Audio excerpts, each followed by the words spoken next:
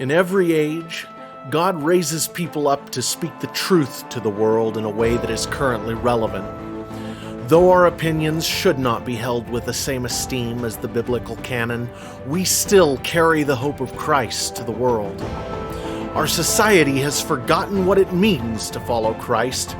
The bright lights of truth seekers are barely visible in the dim twilight of a post-Judeo-Christian society.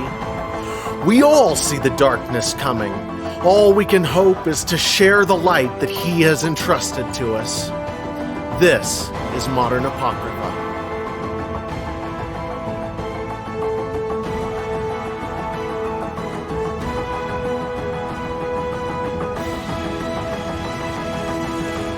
Hey, I'm Jared. And I'm Greg. And this is Modern Apocrypha. Welcome. Welcome. Oh, so what are we talking about on this episode, or I guess this section? Well, we'd sort of talked about over the first 6 episodes or so. We kind of talked around what's going on in the world in a lot of ways. We talked about myth and what's going on in the modern world and how myth is affecting the modern world and vice versa. We talked in the second one about powers and principalities and things like that. In the third one, we sort of talked about Israel and Hamas, and then about the second coming of Christ maybe being seen as an alien invasion popularly.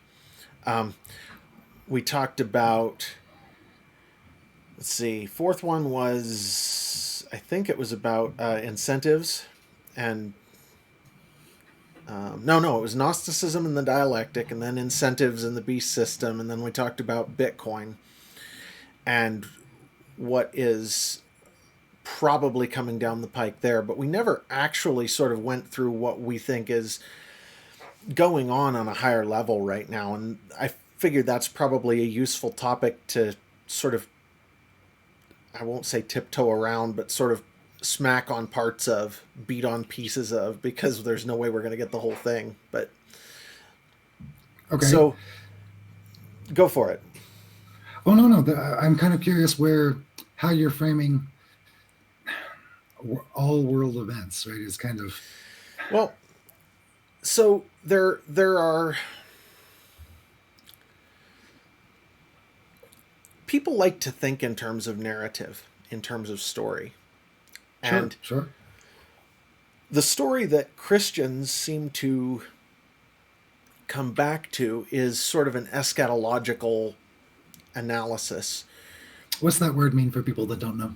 Okay, eschatological has to do with the end of the age. A lot of people think of it as the end of the world or the apocalypse, and that's kind of a misnomer. But and eschatology, for those that are new to the thought process, and eschatology is a particular religion's vision for the end of time, the end of now. The end of now. I think for us, it isn't the end of time so much as the end of this age, of this world. And so I guess starting from a more secular point of view, we can take a little bit of a look at events in terms of what we know is actually going on in the world around us, measurable by our perception that's secular, before we sort of draw that out into any kind of narrative.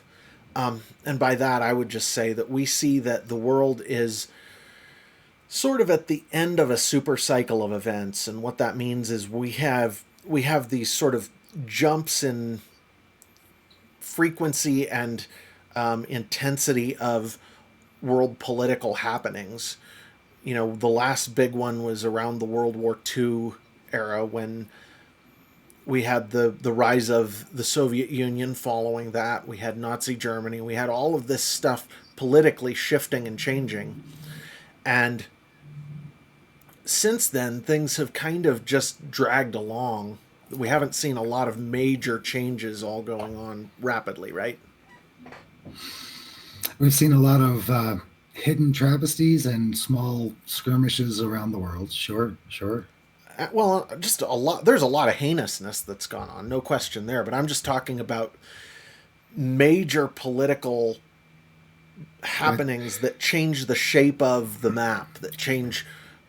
The trajectory of where we're walking, right? Right. But now we see that things are coming to a head again. Similar to what happened around World War II in terms of just a lot of stuff going on in a short period of time. Now, as I understand it, with World War II, America had a deal where we would basically be like the waterways police to let everybody trade, so they didn't have to worry about that particular issue. But they also had somebody that was from the outside that they could trust, in quotes, for anyone just listening, that would be an impartial um, security for everyone moving around. And so Well, that's the backdrop of the post World War II direction was the post World War II, yes. Leading right. up to World War II, I wouldn't say that's true. Prior to World War II, it was those largest powers, those largest militaries, those largest media methods, spy networks, those things, those powers and principalities that could force. Principalities are spiritual beings. Sure, but the ways that people were performing their trade was through force and not through cooperation under an impartial judge. Yeah. Now, there are a lot of ways to examine the post World War II world. I would say that one of them is exactly what you said, that the U.S. sort of took on the role of police of the shipping lanes and just kept them open for basically everybody except for a few rare cases where there were sanctions, which have become less and less rare. But the idea is that yeah, that was the idea for a good long time. Now, if you look at things, and that's an economic look at things, that's an economic evaluation of the world situation, which in some sense is the correct one, but there are other ways you could look at it too. Um, if you're looking at religious or what would we say? I'm trying to think of other ways to examine the situation in terms of how things have moved since then. But to me, Well, and I'll yeah, say that we certainly were not operating in pure good. no, Um, you know,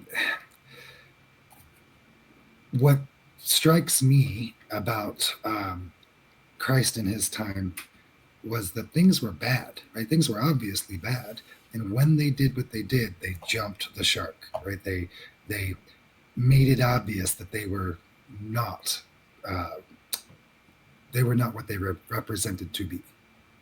who weren't. So the world, the Okay. power, Got right? it, got it. So Okay, so the so powers and post principalities made it obvious what they were doing to a degree that it was you could see through the veil.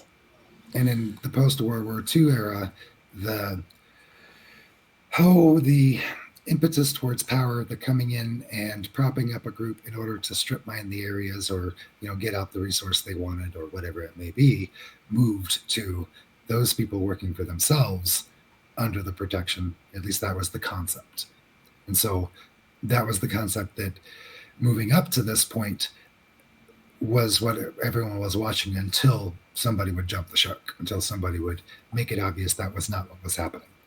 Sure. Well, and I think it was within the enemy's interest, it was in the enemy's best interest to make it so that his hand was relatively hidden in what was going on for a good long time. There's an old Keith Green song that goes something like, no one believes in me anymore, and that it's the greatest gift the enemy ever had. And we saw that throughout the whole 20th century. That was like the defining feature of secular life in that time, was you cannot be taken seriously and believe in spiritual things. It doesn't fly. And that And really has really flown even from the 1700s in Darwin. It was we sure. cannot right, we cannot uh, acquiesce to the existence of something I can't see. Right. Well, and that came to fruition. It came to its apex in the 20th century. That was when when popular culture adopted it at the highest level. And even Christianity sort of gave into it by separating spiritual from physical to a degree that was, in hindsight, pretty harmful. Now, moving forward, though, where we're at right now, we're seeing a change in technology that is analogous to the Industrial Revolution, which causes both economic and political shifts that are pretty profound. And And I see some very old men, and I don't mean this in any negative way. I mean this as a sure, positive, that they should be wise and they have reasons for what they say. But I see older men saying that in the post Americans protected waterways era, the world will slide back to, a pre, gosh, what was the word? Before the current waterway leaders, right? We've had waterway leaders for many hundreds of years. The prediction from the secular is that we'll slide right back. And I push back on that because there's no way that you can pull the cell phone out of someone's hand that allows them to speak to the entire world. Even if everything falls apart, that's still there. that actually plays right into something that I have noticed since I was in my teens, that most people didn't seem to register the way I did. That is more and more blindingly obvious, but that still isn't like at the top of people's minds, and that is that we're moving into a one world society. And I don't mean a one world government, I mean a one world society where What language everybody. do you think we'll speak? As we become one world with one interaction or one group interacting across the entire planet, what one language do you think we'll meld into? I think that right now English is the dominant one, but that's because of US dominance over the past 100 years. I And we think that talked a over the little bit about next network hundred effects. Yeah. years, well, I think over the next 100 years, that's yet to be determined. I have my suspicions, but I don't actually know.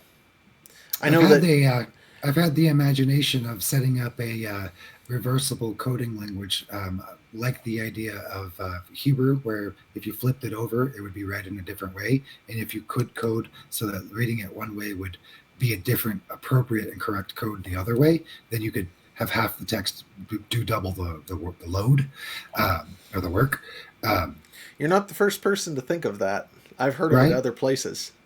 Sure. The notion. So the idea with that being my curiosity with the network effects of the QWERTY keyboard, Hmm. and then as we remove the QWERTY keyboard and we speak to our devices, that is now no longer a network effect. That network effect is pulled away. That's true. You know, So that's my curiosity with the where our language might go. I don't know. I would say though that the overall point here is one that I'd like to like drive home. And that is that today I can talk to people in China or Africa or Australia or Asia with the push of a button just because I want to, without actually paying extra money to do that. It does, the economic cost of that is so low that it doesn't specifically charge me more. 50 years ago that was totally unthinkable. It was ridiculous. It was silly. There And was. and today it's totally ordinary. And that means that what we're heading toward is not a governmental or political singularity. Lots of people still like to talk about a one world government, and I think that we may see some form of that, but I think that Well, we're more guaranteed to. important, well, We are guaranteed to see a world government come down and demand that you mark yourself in order to do business, so yeah, that you but can't is that a hide is from that their a tracking. political or is it a corporate entity? And that's the question. But that's the Mm. next, that's sort of down the road here. Let's keep working on the secular end of things just for a minute. I think that what I would say looking forward is that this technological social singularity we're headed into is like nothing we know of in recorded history. We can see analogs in the gunpowder revolution and the industrial revolution, and down through time we can see things that remind us of this. Well, and a good way to think about this for people is what shrinks the world or expands the world. What figuratively shrinks or expands the world. what puts up a wall or breaks down a wall. Sure. Figuratively. Figuratively. Sure. And I think there are a lot of different ways you could think about that, whether it's in terms of various people of various persuasions tending to build a society together on the internet because they share an interest in this or that, or there are a lot of different ways you could perceive that. But to me, the key point and the central idea of this is just that we are headed into this social singularity where everything comes together in a way that we've not encountered in written history, unless you're talking about the Bible. And that's where we move into the next bit of this, which would be, we have seen occasions, at least one and probably two, when the whole world shared one language. Really? Sure. Prior to Tower of Babel was the one I know of. There's one. But what about before the flood?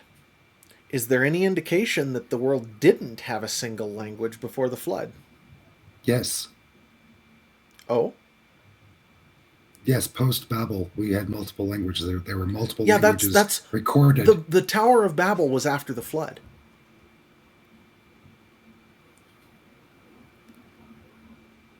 There are two instances in human history when God has reached down and actively, completely changed the landscape of human politics. One was before the flood. He sent the flood, and it was because the earth was full of wickedness and violence and genetic manipulation, but that's another subject.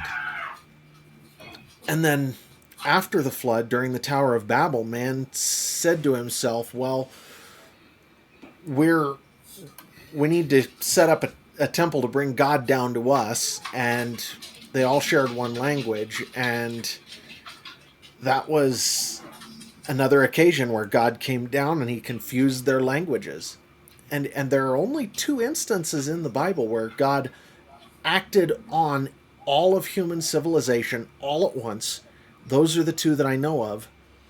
In every other instance I can think of, when an empire gets too decadent, too sinful, Heavy. too heavy, too messed up, God has used other forces to sort of push that aside.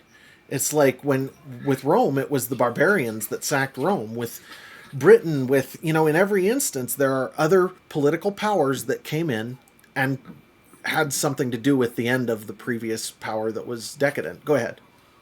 I was just thinking that the quote is, "Let my people go so that they can do my work." And if you're called to do God's work, nothing's going to stop you. So Nimrod or whatever power or system or thing that gets in your way will be broken. Yes, and I think that's exactly the point. Is we're coming to a point, and here's the thing that a lot of people who tend to be on the secular side have hidden from themselves, and that is that the human heart hasn't changed since those times. And all of the darkness, all of the evil, all of the humans are not basically good. We've got a problem, man. And all of the darkness that's there, when you put humanity in the context of one civilization, all of humanity is in the context of one civilization, God pretty much has to take a hand and tear things down. That's been our experience since the beginning of time, and I suspect it will continue to be our experience, which means we're headed for this singularity where things are going to get ugly because humans are corrupt, and the human heart is evil, and we're not being ruled by Christ. The nations aren't being ruled by Christ, and so things get bad, and God takes a hand. And it doesn't matter whether it's a household, a county, a state, a country, a church, a corporation, anything. Right now, we're witnessing the fall of many great financial powers that have misused their control on our attention for misdeeds. And so Enter Bitcoin. Well, Enter Go everyone ahead. fighting with Disney. I'm thinking everyone fighting with Disney, Well, you're not wrong. right? I mean, Right? It's such a stranglehold on eyes and ears, and misused so completely that they now have obvious competition, right? Where they're going to have a breakup of the monopoly of attention that they had. They had the opportunity to maintain it. They failed. yeah. No, that's a valid point. And we still have enough latitude, enough freedom of movement in the system to have something like that happen where that can be broken up. And what I'm wondering is, at what point does God decide things have gone far enough and it is time to step in and take a hand personally because it's so. Can I take a shot at this? Yeah, sure. So, our God is a jealous God. Remember that passage. When you, through ego, pride, or any mechanism, claim to have done it in place of Him, He will stop you. I think the the Interesting. jumping the shark, the jumping the shark, the the place where they gave up their position was where they tried to spend money from this world to purchase anyone else's ability to use God's name. Like the Right? They like the tweet recently where the Catholic Church promised time off of purgatory for people who follow Pope Francis. This that's is in the certainly past couple of weeks. certainly whenever you as human beings say try to pronounce to the world, you attempt to pronounce to the world that you are doing uh, well, that you are, not that you're doing, that you are the source, then you're done. Right? When you fooled yourself so much that you can no longer repent and you believe yourself to be the source, you're done. He's done with you. He's going to show you. Yeah. I mean, that does seem to be a pattern. And I no argument. I hadn't thought about it quite in those terms, but that sounds right to me. I don't think fast. I tend to think over a period of time. So in 2 days, I'll go, yeah, that's right, or no, that's wrong. I just hadn't thought about it in those terms. I do generally quip out quickly, and sometimes that hits me. Right? I can't Sure, sure. hold to that. I certainly have come back 3 4 hours later and went, whoa. Right? There's a Yeah, foundation to this argument that I didn't see or I didn't account for, yeah. and yeah, my foundations were tilting. Sure, sure. No, I'm with you. Um, okay, so let's see. We've still got about 10 minutes before a break, so let's. I'd really like to talk to you about in the process where we're at now. One of the many confusions is simple language. Simple language has got us confused. I speak sometimes in what I can only assume comes from a secular carpentry building mentality, which has spewed off all the way into a false religion. Um, so if I'm saying something that makes sense because I've got a foundation, I've got something in my past. Now we are so we come from so many places that it may be difficult to hear a word or hear a phrase um, and really understand what that means to that person. Um, we can Yeah, say praise God. We can say praise God. Run that through Google Translate and hear that in 30 languages, and it'll be like, whoa, I've heard that assigned to things. I've heard praise God in my own religion in another language that I would run away from because I didn't understand. They're literally praying, they're literally reading my scripture simply in another language. Or they're saying something completely wild and in my language that sounds correct, but they're using it towards devious and horrible means. sure. So what you're talking about is how in the modern day language has sort of fractured under the social discontinuities we've got going on between different groups into different to where we may not understand each other completely. I see what you're saying there. I don't know that I have a lot of thoughts on it. It's just one of those spaces that we are actually that we need to be aware of to be able to see the landscape of where we're at, right? Where we're looking at all current events and where we're at. And that feels like one of the most um, open doors for um, evil's hands, because it really allows for too much of a space for understanding, right? From when it's said to when it's Right. understood. Um, Too much space for misunderstanding, for trying to get to a goal of God's plan, and Mm-hmm. someone misunderstanding that to be not what that is, right? So Huh. trying to feel for the Holy Spirit for through all of that miscommunication is certainly one of the many pillars of our current moment. We've got such concentrations of power that is so disconnected from the cost of that power.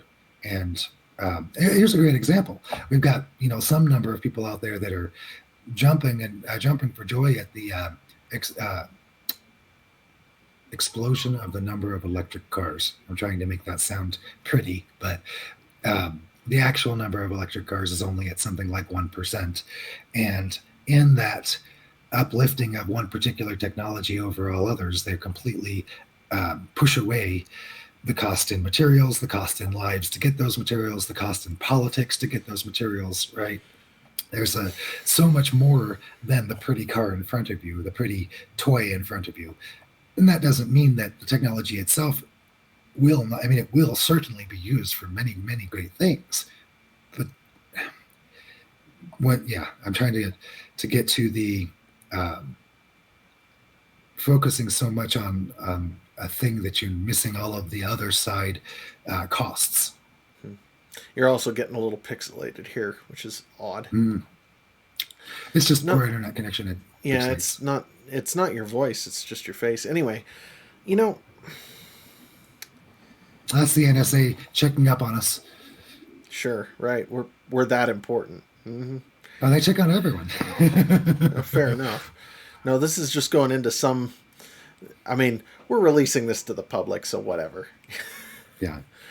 Anyhow, no, I guess to me, when I frame these things, I have to think of them in terms of cause and effect for them to make a lot of sense for me. I have to kind of organize it down in layers. You know, we talked about how you organize your view of society, and to me, I see that the spiritual things that go on have an effect on things, but I used to wonder if technology was almost entirely or entirely a tool of the enemy, that the enemy introduces new technologies. But the more time that goes on, the more I think that it's actually sort of the opposite. God has used new technologies to break up evil political systems so many times in the history of in recorded history that it's sort of an Well, interesting thing.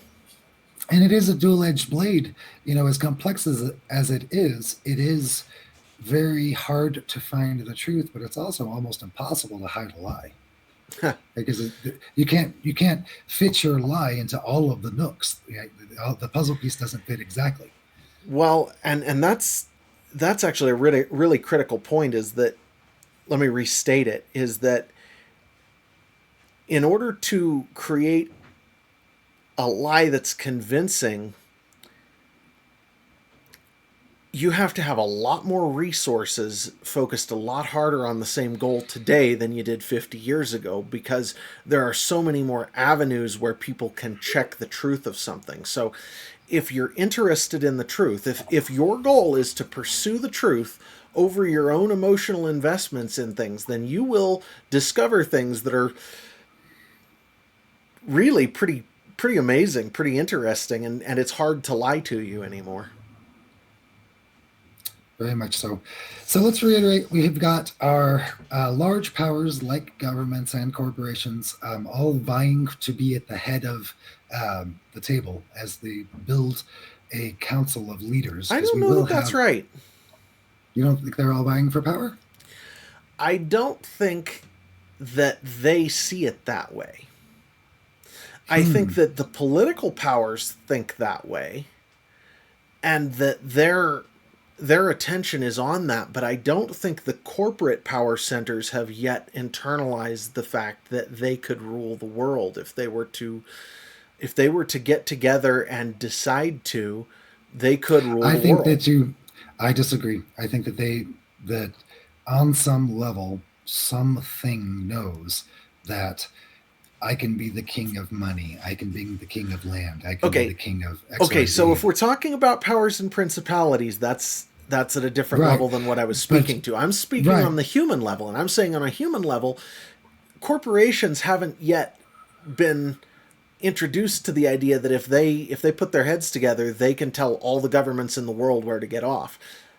I think you're right at a spiritual level that there are powers and principalities that see where things are headed, and that is the likely nexus for the next power centers. But how about we take a break and talk about that after the break? Thank you. Yeah.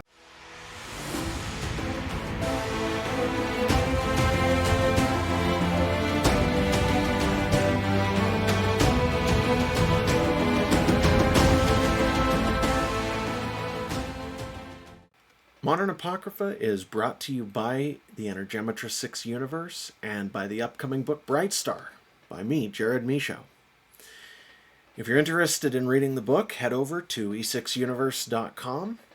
I'm still looking for people for the book launch team in return for posting a few reviews on bookstore sites and sharing on your own social media. You can get a free physical copy of the book and read it that way, or if you'd like, we do have a few copies for sale for pre-sale between now and April of 2024 when the book comes out.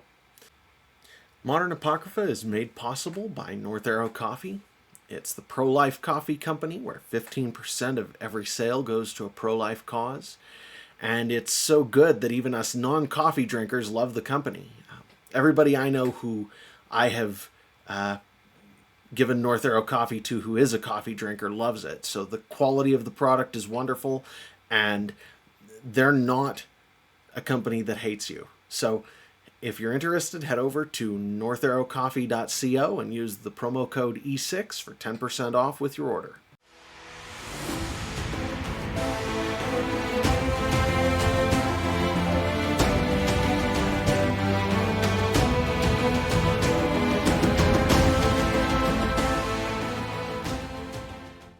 And welcome back. We're back. Welcome back, everyone. So we were talking about corporations and governments. Yeah. I had actually lost my track. A fresh cup of coffee. Thank you very much. Um, Corporations and governments are actually a very blurry line right now because of some governments owning corporations, and therefore the line between what is a government and what is a corporation is even very blurry right now. Or vice versa. In China, the government owns the corporations. In the US, the corporations own the government. So those lines are blurring, but I think that's more of a, what would I say, that is a transition thing as much as anything. And here's what I think is about to happen. I think that we're about to see, because of where technology is, because we're moving into, and actually I'm going to have to back up just a little, but we talked about Bitcoin and the properties of sound Oh, money and why it's likely to swallow the world money supply. okay.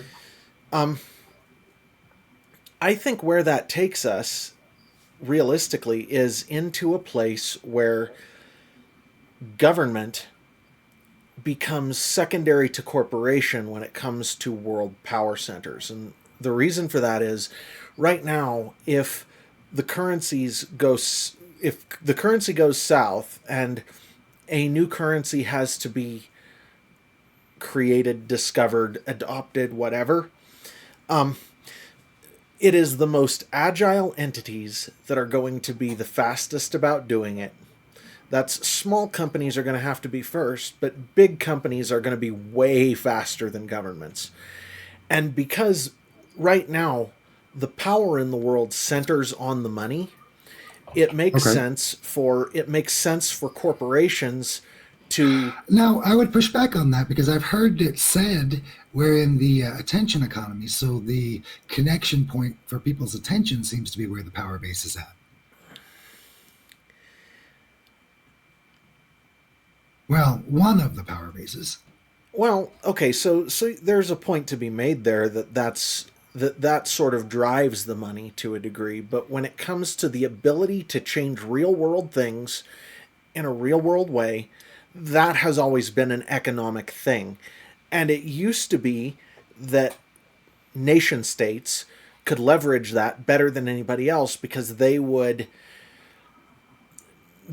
be essentially run a protection racket on the economic forces in their borders. So if you live in the city, you have to pay such and such to operate your business, and even big businesses didn't have economies as big as small countries, where today you look at a lot of the big corporations and their economies are bigger than many countries' economies. And they're That less was parasitic. they were they existed during the railroad barons and whatnot, where corporations or families or whatnot would have more funds than an entire country. True, but this is still an invention of the last 100 or 150 years. This wasn't before the late 1800s, early 1900s. We didn't see that sort of thing at all. And even now, I don't know. I would push back on that. I would think that Pharaoh was rich. The money goes to the power. I mean, they kind of go hand in hand, but okay, and that's exactly what I was saying is it used to be that you could operate a protection racket where you as the government were protecting the economic forces to give them the right to operate in your area, right? And that made governments the more that put governments at the top of the power hierarchy over corporations. But the times when we have seen that shift, the times when we've seen the corporate forces, the economic forces sort of become the driving force instead of the political ones, are times when two things are true. Number one, when technology is changing at a very rapid pace, it's like you were talking about railroads and oil and stuff like that. Okay, that's sure. one. I And guess then, some people would think of that as when regulations have not yet caught up to the technologies. That's where a lot of well, people would think of that. that's actually a pretty key idea. And here's why that matters. When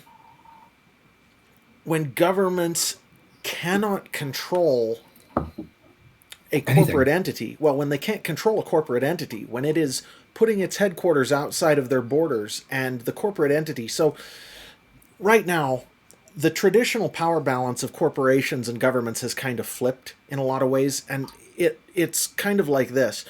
If you go to Dublin, Ireland, do you know what you see? Do you know what the buildings there are?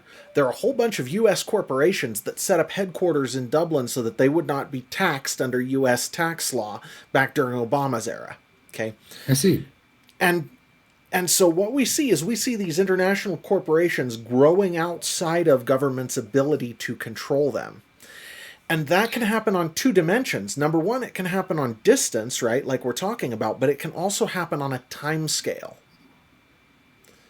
And what I mean by that is if we have a rapid currency change, governments are not going to react real quickly to this currency change where corporations kind of have to. It's part of their business model. It's part of the way they function to be able to use the currency. So, Do you feel in that paradigm that the existent popular currency is the only one that's affected by that, and other currencies that are not in charge would be more apt to jump on the changes? And so whoever's currently at the top is the slowest to move? I think that that's true to a degree, yes. I also do think, though, that what you'll see layered currencies. Currencies rarely have one layer, meaning gold had exchange notes built on top of that. You had paper notes that were founded on a gold currency. There was two layers, but the gold was the base layer. So let's say Bitcoin does get adopted. It's real simple for a little country to just say, okay, well, we're going to take Bitcoin as the base layer for our currency, and our currency now just represents Bitcoin. Now, that's a little harder to do because if you actually have to exchange your currency for a hard currency, it's actually more advantageous to just use the hard currency unless there's a really good reason to use whatever you're building on top of it. But I suspect people try to do that in the interim. Either way, though, most countries' currencies right now are built on top of the US dollar. They're not. Which is built on top of oil. Yeah. Well, and it used to be on gold, and we don't really know what it's built on anymore, and that's why it's becoming so unmoored from reality, because it doesn't have a basis anymore. And actually, Yeah. that's a big part of where we're going here is the US dollar is ending, and there is no way around it. Mathematical certainty, basically, that we're in a debt spiral. There is no way, unless we were to develop the political will to actually stop spending more than we're making and start to institute some level of austerity to try to reduce the debt, there is no way that the US dollar can survive. And it's because the perfect storm of having half of US dollars in existence in other countries and having the US government trying to maintain the status of empire by printing money and having What all if the things everyone that are decides? stacking up. Go ahead. What if everyone decides I don't want to be a country anymore? We're all the United States of the world, and that's the currency. And then you've got China becomes a corporation, right? Kind of like it's acting, and What right, if Russia's what if got its. everybody decides to be friends? Well, it's not that. It's not. It's not so against the natural law. It's that the power center is not there. So those that have a will to power will leave that space because it no longer holds the thing they want. Well, and I guess what I'm saying is that the current power centers are not going to be able to cope with the coming technological shift and the destruction of the US dollar as the world reserve currency and its probable replacement with something probably Bitcoin. Though, I mean, what it gets replaced with, there are still other possibilities, but I think Bitcoin's the likely one. And I And see as just that those power centers are going to have a problem coping. right, one of the things that is extraordinary about the Bitcoin system is that it's uncontrolled, and we see a lot of headbutting against the idea of giving up control to a natural system that can't be messed with. All the current power brokers can't handle It not is like the giving up that control. it is such a beautifully designed weapon to take down the system, man. It is so good. I just don't even because they can't help it. Hard money is the most desirable kind of money. Money that cannot be inflated is the most desirable thing to own. That's why central banks currently own so much gold. And when corporations realize how important Bitcoin is and start actually buying into it wholesale, like MicroStrategy has, things are going to get crazy. So, anyway, I actually don't know anything about MicroStrategy.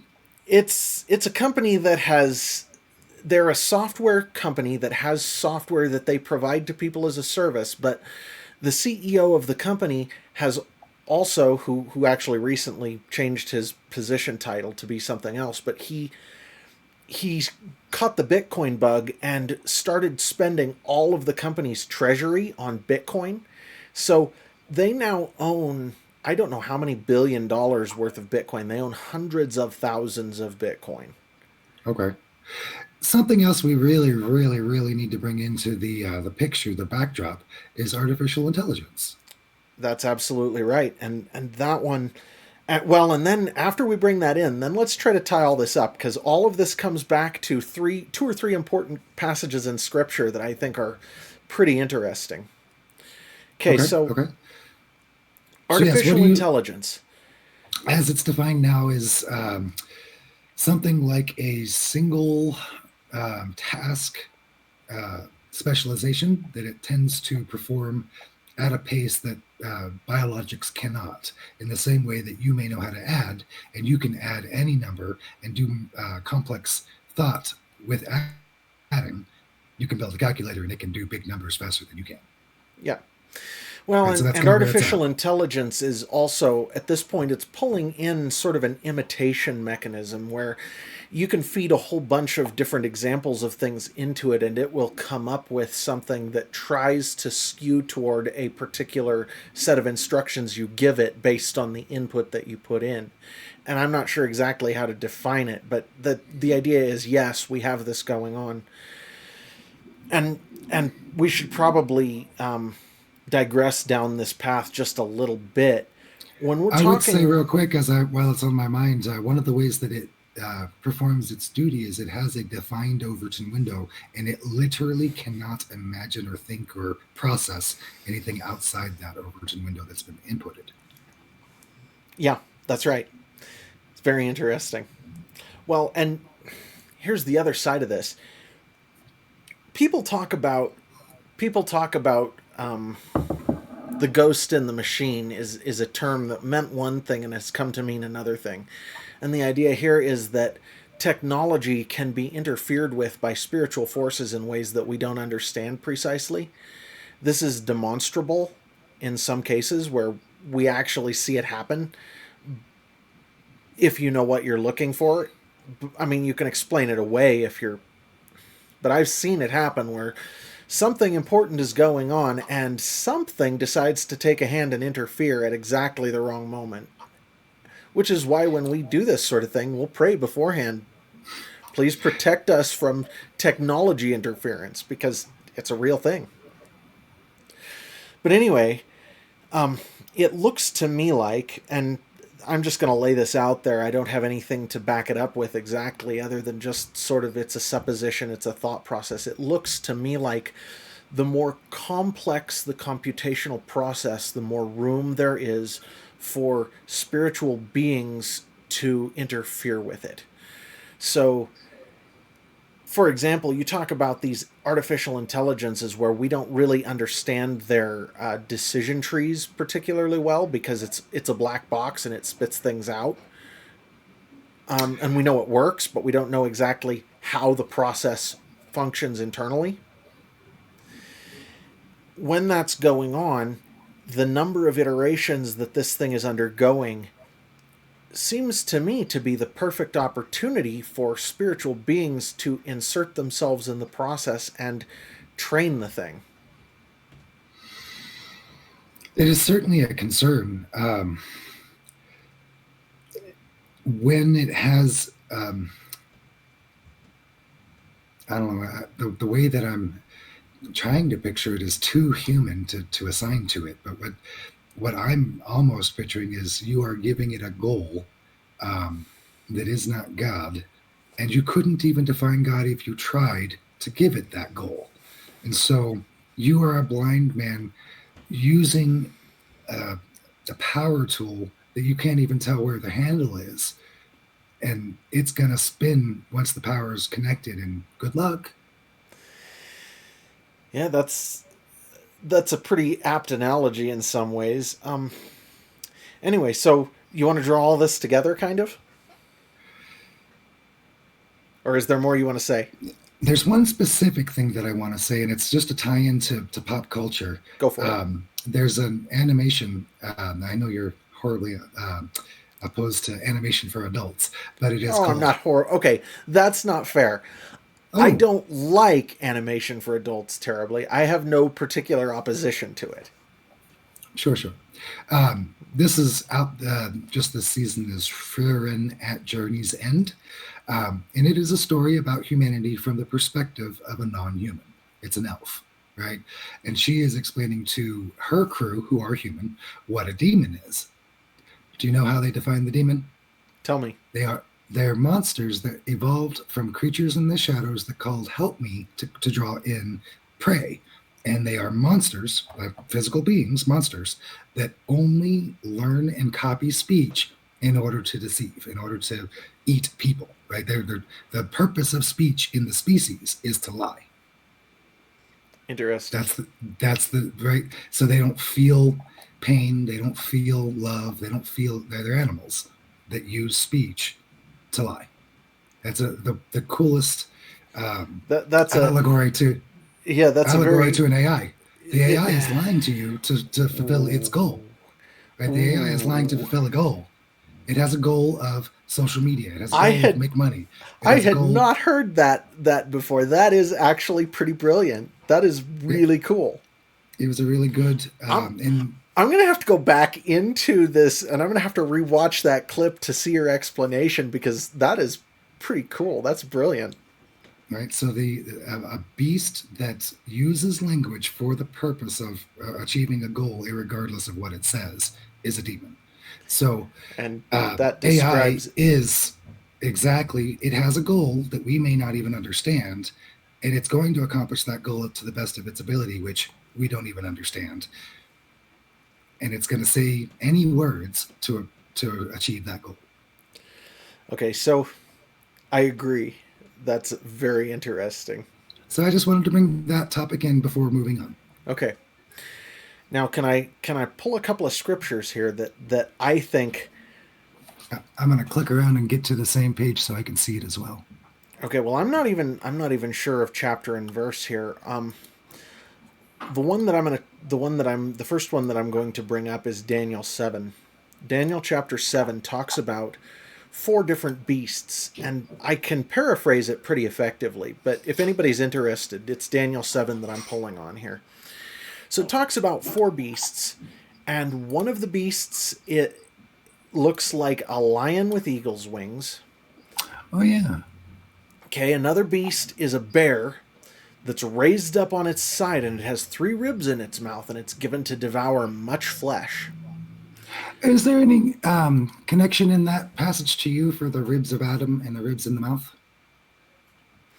Ribs, as I understand it in those sorts of prophecies, do symbolize something, and it may be to do with life force or the It was the I don't know. symbolism used to create women. The It symbolism of pulling the was, rib. it was, but That's but beyond that, I'm not entirely sure. I think that there is some symbolism attached to ribs, but beyond just the obvious, I'm not sure. Anyway, so there's that. Then there's a leopard with a number of heads and wings. That it's given wings, and then finally there's a fourth beast with iron teeth and claws that devours and tears in pieces. Okay, and I could be wrong about this. This is just what has always stuck in my mind, and that's kind of danger. It's kind of dangerous to go there with scripture and prophecy because when you're wrong, a lot of times you're spectacularly wrong. But just on a speculative level, here's what that kind of looks like to me. We have the US has is an eagle, and Britain's symbol is the lion. And the lion with eagle's wings, its wings, which symbolize dominion in those sorts of prophecies, are taken off, and it is made to stand on its hind legs and given the heart of a man. The bear is given to devour much flesh, but it is never given dominion. It is never given power over other, over the world or whatever. Then the leopard with multiple heads, which some people would say it's the EU. I tend to think toward an East Asian confederacy myself, but it's given wings, and the wings symbolize dominion. And then immediately another beast, a fourth beast with iron teeth and claws, comes up and starts to tear them apart. And I know that there are a lot of people, just going to digress here. I know there are a lot of people who are going to point to older empires as where these prophecies are pointing, and they're going to point to things that happened around 70 AD, and with I can't remember which empires exactly, but I think that's possible. But I also think that these sorts of prophecies often have two different fulfillments, one that's in the near term and one that's in the longer term, and this one might be the I longer will. term that we're looking at. I would. I would intersect that. I think that they have a fractal property, and they happen at large and small scales a lot. No argument there. I could totally see it. Now, what it looks like to me, and here's the language that is this fourth beast is and its interaction with the others is described in. It's said that that it's made of parts of the others, that it rends and tears in pieces, but that the lives of the other beasts are prolonged for a season at a time. And that even after the fourth beast is slain and its carcass is thrown on the fire, the other beasts remain. And so to me, what this sort of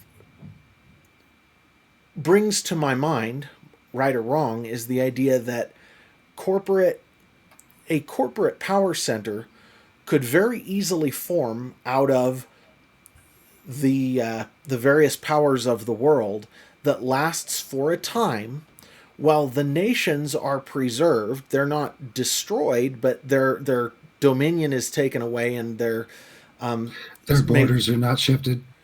Their I would borders are tend to not yet say shifted.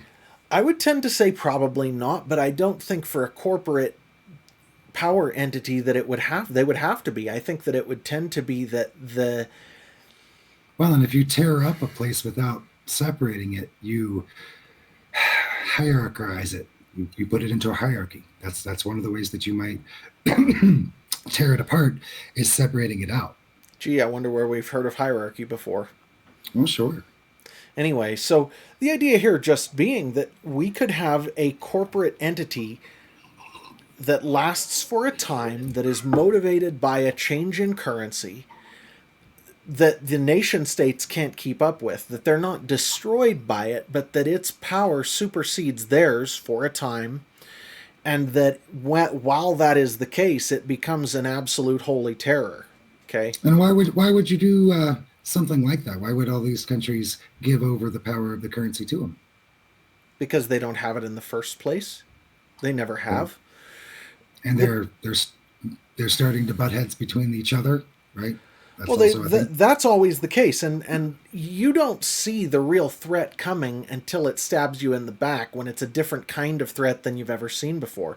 And you have to understand, we haven't had nation states the way we have them now for thousands of years. We've only had them for a couple of hundred years. Before that, what we had was something that looked very different, and Well, different and entities competed for power. think about the Cherokee Nation. That was an American Indian nation. It was a nomadic nation. The diaspora was what they were talking about, not the peoples and where they were. And that wasn't the plot of land. That was the people. So Yeah. the verbiage used in the time, in the language, were important, are important for understanding. Well, and then at the same time, back a few hundred years ago, we had something called the Hanseatic League. You know what that was? Say it again. The Hanseatic League, if I'm I remembering know. right. Okay, Okay. if I'm remembering correctly, and I may be misnaming this thing, it may be called something else, but I'm pretty sure I got it right.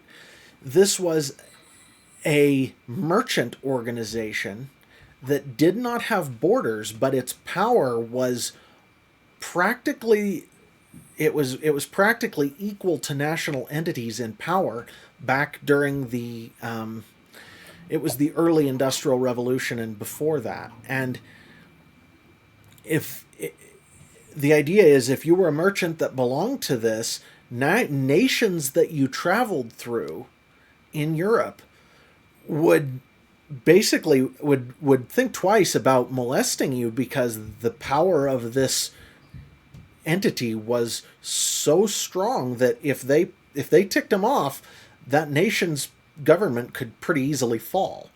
So the idea is that you have, in history, nation states are not a constant throughout the history of humanity. They're a very recent invention in the form we have them now, and power took a lot of forms throughout history. So the idea that we would have this corporate power that came up for a time isn't particularly far-fetched. There's some precedence for it, but never on a global scale. And right now, we're primed for these events where the US dollar starts to collapse, nation states can't keep up, corporations, in total self-interest, adopt a new currency very rapidly and become very good at using it, and all the people in the world kind of have to follow suit, because their current currencies aren't working right, and that gives this corporate beast a place where it can dictate to nations. And this isn't all that far fetched when you look at the way the US government's run right now, anyway. How many of the regulations that we live under are recommended by corporations? Who do you think writes financial regulations? It isn't just the SEC, it's actually recommended by big banks. Well, and there's plenty of evidence that our diet is influenced by profit margins more than health and nutrition. Right, those sorts Oh, of things are if you look at glaring through. if you look at how sugar came to be such a huge part of the American diet, it wasn't just because people like sweets. It was because there was a sugar lobby, and that sugar lobby put into law certain things back in the mid 1900s that essentially made it incentivized people to be eating lots of sweets because they were using the power of the government to do this. So the idea that this thing would be somehow its own entity and not involve the governments of the world in any way is a silly idea, because corporations and governments are so intermixed that it's really difficult to separate them anyway. So the idea that we would have a corporate entity that sort of, what would you say, sort of ran away with the reins isn't that far fetched, and it wouldn't involve fighting the governments so much as just parasitizing them one way or another. It would require a Tower of Babel event where they got big enough that somebody from the bottom needed to do something else in order to find a way up, in which case they would create a competitor, right? That's kind of how it happens, is that you've filled up everyone into the space to where they don't have the ability to move forward for themselves. Well, and if this is the case, like if what I'm suggesting does happen, then this is a prime opportunity for what we see in the book of Revelation, where it talks about the merchants of that place were the great ones of the world. It outright says, and back when Revelation was written, merchants were held in contempt. This was not a thing of something that they could invent at the time out of their current understanding. The merchants of that place were the great ones of the world. And when it finally fell, it's like the whole thing is, it looks to me like it's talking about something that we haven't encountered yet, but it's a great big amalgamation of corporate and state and church and all kinds of things, where the enemy finally makes his move and pulls everything together under one power center to try to mess with us, to try to manipulate us. And I think that the way that looks like it's coming about right now, to me, and see, I could be wrong. This could take another 1,000 years. We could be looking at a new industrial revolution of sorts that sort of pushes things out another 100 years or another 1,000 years. I don't think that's likely, but it's possible, and I'm more looking to sort of explain what I see might be going on the game board than to get all dogmatic about this. I will say that I think that it depends on the people. If the people will not participate in a meta universe, they won't join a group that they don't get to speak in, right? If you just won't go there, then they don't get your eyes and ears. They don't get your attention unless you get to speak, in which case they can no longer hold down voices. They can only say, here's the proof that that's not true. Well, and you talk about that. It sounds to me, when I read Revelation, like the adoption of the mark of the beast looks something like this. It is not enforced by physical power. It's simply that unless you get this, you're not allowed to buy and sell. That means you don't have soldiers going door to door giving people the mark of the beast. Instead, it's simply a case of, if you don't have it, you don't get to buy and sell. And any sort of international digital currency is capable of filling that role. I think Bitcoin's the likely one, for reasons we covered in, I think, Was it episode 5 or 6? Six, I think it was episode 6. Okay. But the point is still that any digital currency could fill that role, and Well, I don't. One of the things that makes Bitcoin unusual is that it's very, very difficult to tamper with. And one of the things the government currencies fail at is constant tampering. So, well, and that's why, as a recall to episode 6, when you when you have a system like Bitcoin, it is strongest before it is fully adopted. And all of the game theory that sets those powers that maintain the balance internally against each other is effective before it's adopted. And then after it's adopted, if it overcomes the other power centers in the world, everything sort of reshapes to fit around it, kind of like what happened with the US and the US Constitution. The only way the US Constitution was made defunct was because we won too much. and there's still a bit of a callback in battle for it now. There is. Well, and when you're dealing with something like Bitcoin, the internally enforced rules of a software system make it very difficult to mess with it as long as that software is the one that's used by everybody. When the multitude of people adopt the software and decide that because of the latest emergency they want to change the way it works to be this or that, give control to the AI, and the AI institutes the And the way it sounds to me is it would come from the powers and say, "We approve it. Go ahead. Here you go." Right? It well, would and have to if stamp. the corporations are in league with these governments, if they're sort of this intermixing of thing that isn't exactly one or the other, and it's really fascistic, which it is, why wouldn't that be the case? It's perfectly within those corporate and government powers' interests to collude on this. Well, and I think that might be a misnomer. I think that fascism is so plastered as the enemy that the enemy will use democracy as the tool. Okay, so do you understand what fascism means? What the word actually means? How do you define it? It isn't how I define it, it is the dictionary definition. Okay. The definition of fascism is a melding of corporate and governmental power. What is okay? So, yeah, people use the word fascism to demonize things all the time, but realistically, what we've got going on right now is fascistic. Well, and yeah, for valid reasons, for really valid reasons, just in the same network effect. If other governments are doing it, it's really hard not to fight fire with fire. I mean, Right. Well, and that's exactly right. Yeah. it takes So a miracle. It really does take a miracle. yeah. So to me, and again, folks, this, to anybody listening, this is not something that I hold to dogmatically. This is just the way I see things going and the likely nexus I see everything coming together into.